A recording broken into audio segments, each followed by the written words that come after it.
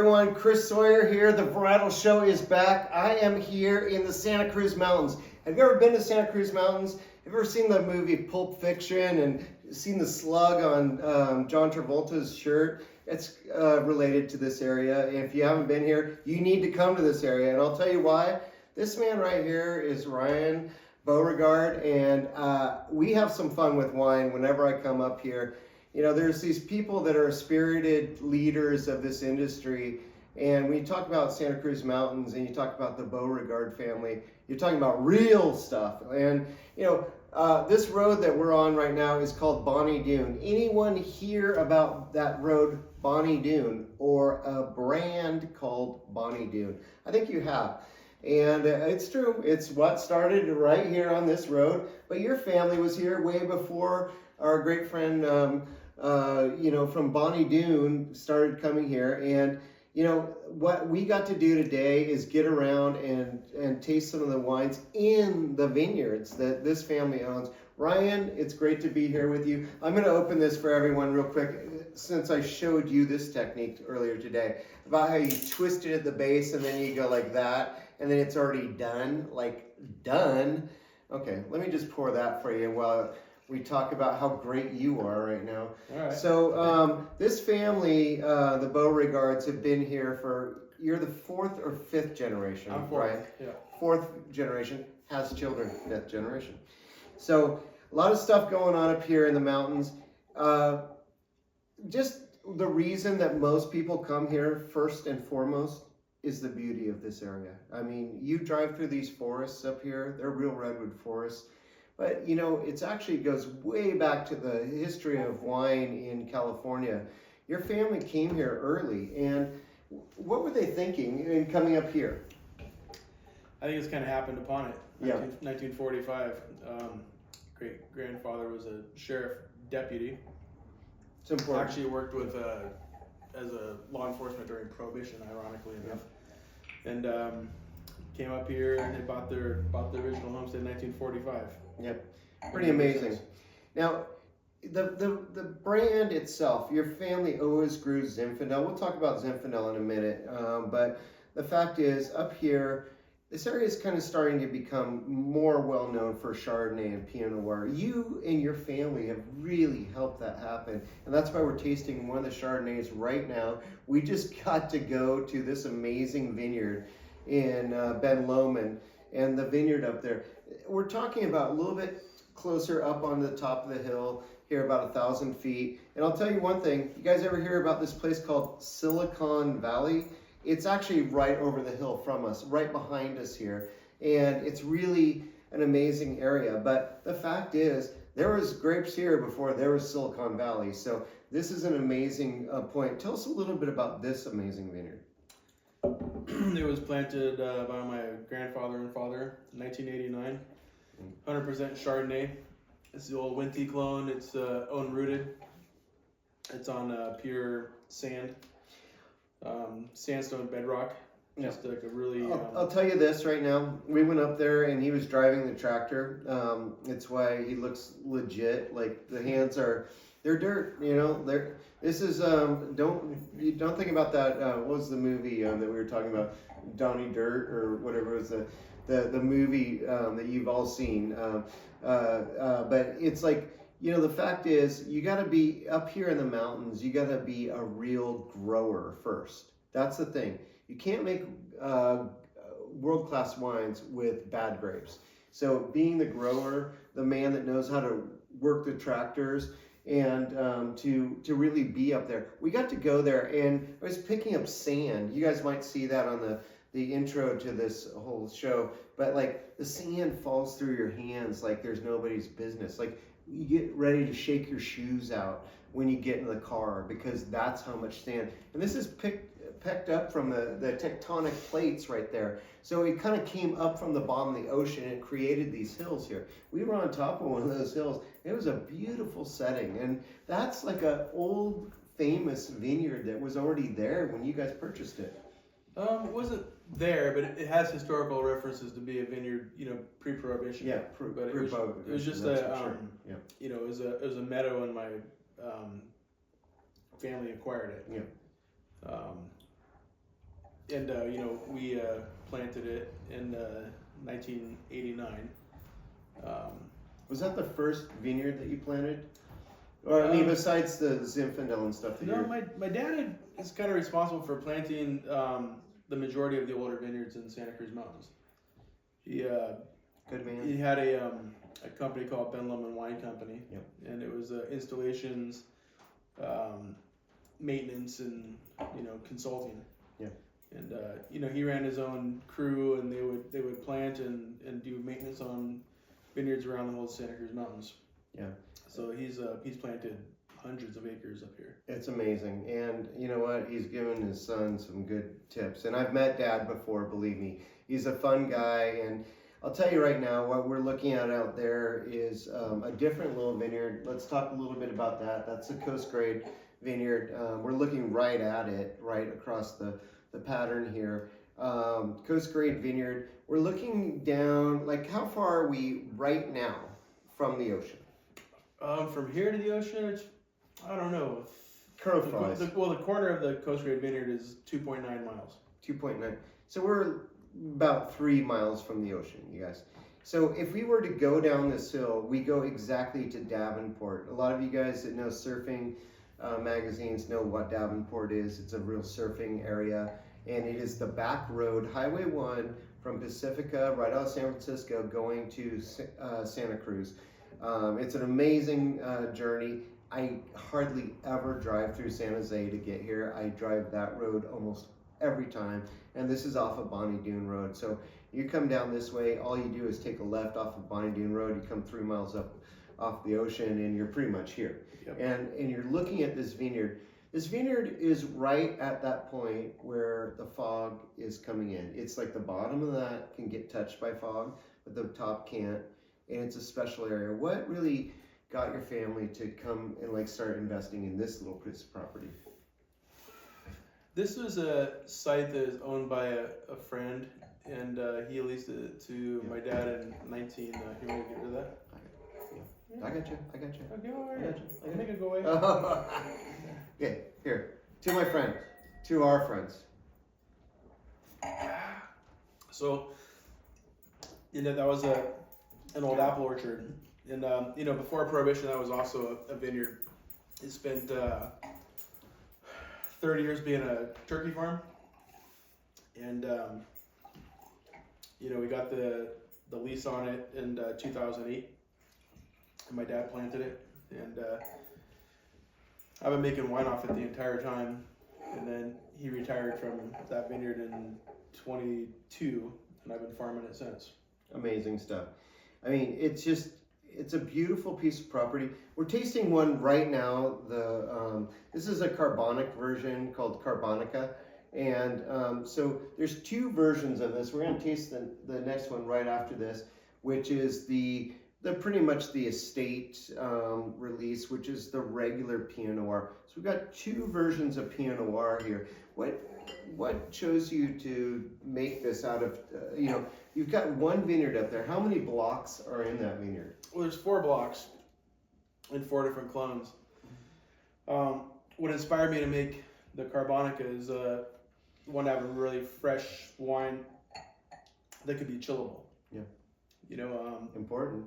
Yeah, very important. I mean, I love light-bodied chillable wines. So it's 100% whole clusters that were non-macerated, just thrown into the tank with a bunch of gas, let the traditional carbonic maceration, whole berries the whole way, lightly pressed, went into a concrete egg for aging for about 6-7 months. It's pretty awesome. And so eggs, carbonic, as far as we're talking about with concrete and eggs and things like this, we're not just talking about barrels anymore, you guys, and that's a really important thing here. We want to talk about freshness, about how the grapes tasted out there and how we can actually preserve that and to put it into a bottle. This is a really great technique, and you really learned some stuff about that. You also learned some stuff about screw caps now, didn't you, in Australia? Yeah, I've been kind of dancing around screw caps for quite a few years, knowing that it was a better closure. It retains freshness. And every winemaker buddy that I know, they're moving towards cork alternatives, and everybody has been. It's been composite corks. It's been Noma cork, which is like a bamboo cork. Yeah. And so everybody's been moving away from traditional cork to preserve the freshness in the wine. But everybody knows that screw cap is where the end result is going to go. But there's still that little stigma about it being a closure for a lower quality wine.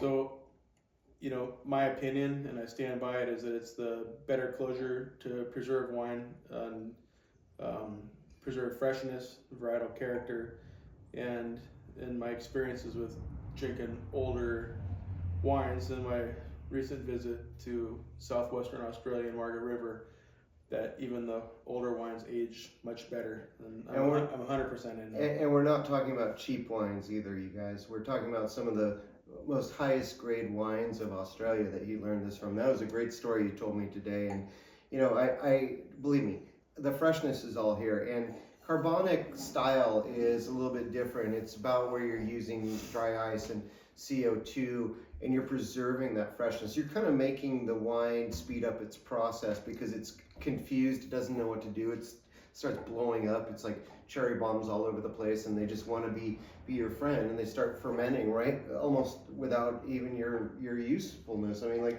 it's just like you want to pick the grapes out there. If we could preserve it and put it in a bottle, that's the first method of doing it. And I think you did a great job with this. Thank you. Yeah, I mean, it's all, our wines are all produced with indigenous yeast and minimal sulfur dioxide and, naturally occurring everything.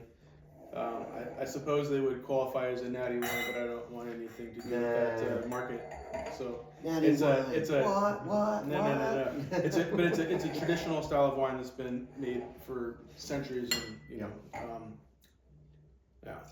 just a good way to showcase the appellation. We're growing up here in Santa Cruz Mountains, you guys, and when you come up here and you see this, where we're talking about, and you're going, God, we were the smartest people forever coming up here, because this is one of the most beautiful places in California. It's true. I mean, listen, I'm here with my friend Dmitry, and he lives in the forest, and he was going, God, this is amazing. And I've said that the whole time, every time I've come up here to visit Ryan. But this is basically the version of the estate right here, because we are at the tasting room. We're looking out at this. So this is not the carbonic one. This is actually the one that's made more like the classic Santa Cruz Mountains, but with your own style. Tell us about this one real quick. The Coast Grade. The Coast Grade that's the style of it's it's picked early for a lower alcohol. It's focused on aromatics, minerality in the wine. There's about 1/3 whole cluster. I don't want to overpower with any sort of technique. Just kind of a sprinkle of oak, 15%. Aged for 2 winters. So it's not too concentrated. It's intended to be really approachable and focused on acidity and all those kinds of good things that people like ourselves that understand good wines are looking for. You might have heard one thing that he just said here. Aged for two winters. It's like Little House on the Prairie, you guys. That's how, like, when people came here originally and they're like, oh wow, the what we could do here in these mountains of Santa Cruz, there's no stopping it. If you go down this hill, there are some of the most amazing strawberry vineyards, and the strawberries are looking at the ocean, you guys.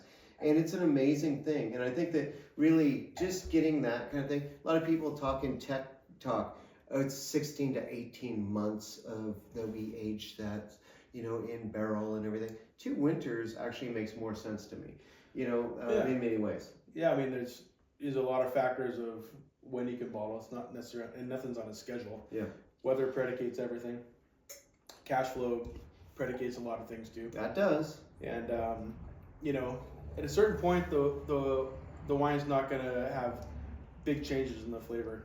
Exactly. Once you get past 13 to 16 months, it's not going to really change too much. But that's when the optimal maturity of the wine for my wines is after 2 winters. Well, I'm super excited to be here, and when you guys come to visit, Beauregard at the tasting room here, this is a classic tasting room, and especially for the Santa Cruz Mountains. But the fact is that when we talk about the Santa Cruz Mountains in general, we've got a lot of the Ben Lomond, which is just above us here in that little sub-AVA or American viticultural area. We're looking out at the Coast Grade right here, which is looking out 3 miles from the ocean. But when we start talking about what kind of made this area famous, there's certain wineries. You might know of one called Ridge. You might know of Paul Masson, actually, before Prohibition. And there's a lot of legacy of growing grapes up here. And the only thing that really stops this area, to be really honest with you guys, is state and national parks. Because you can't cut down these trees anymore.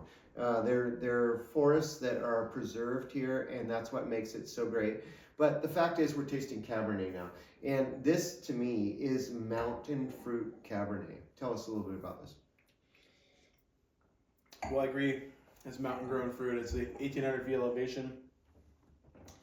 It's it's planted on really dusty soil. It's also a Felton loam, combination of Felton loam and Zyanti loam, or Zyanti sand. Sorry, Felton sand and Zyanti sand, and it kind of sits in this little sandstone amphitheater. Is the best way to call it. And so it gets really hot in this little spot in the vineyard, and we can get it ripe, and I'll pick it when it gets little, when the grapes start to dimple, when the flavors start to come in, the seeds start to get brown, so I'm able to make a more rich style wine. This particular wine sees a tremendous amount of oak, and as far about half new oak, right? Or where would you go? I think you just poured the reserve, right? Yeah, this is reserve. Yeah, that one's a little bit more like 100% new oak. Okay. And it's 26 months roughly. Yeah. So it has 2 summers. 2 summers, not winters, you guys. So you should bottle it in November. You're learning a lot, aren't you? Yeah, you should bottle it in November after crush. This is it's got a little nectarine kind of note to the backside of it, which is what I'm really liking. When you use new oak and you use it for a good amount of time, it actually settles down so much, and actually the fruit comes back. I think you've done such a great job with this. This is pure mountain fruit. You guys might remember the Montebello from Ridge, which we love, Ridge Winery. This is just different than it. And it's this very special winery, and I think that this is a really great example of what goes on up here in these mountains. We also had a little Syrah from you today. A little back vintage, and we had burritos, and things really do happen here in Santa Cruz. Never doubt that.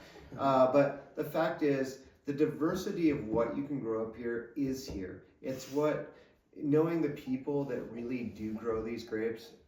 Ryan and his family at Beauregard, this is the real deal, you guys. And I hope you guys will check them out and come and visit them at some point soon. Weekends are busy, but you know what? It's okay.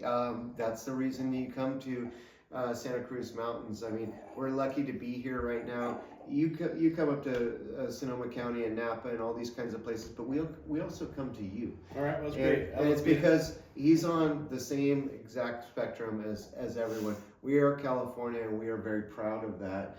And this is definitely Santa Cruz Mountains, and I appreciate you, Ryan. That was a good day hanging out. I've had some good times with you. Yeah, we had a good day today. We had good times today, you guys. Yeah, I wish I could smell the wine a little better. I'm just full of dust and everywhere. Every single orifice. Well, not every single one, but my whole brain. We saw him drive tractors. It was awesome. You might see that on Instagram Live. So, you never know. But thanks for joining in once again for the Varietal Show. And cheers to you, brother. Cheers. Thank you for visiting. Appreciate it. Thank you. Cheers.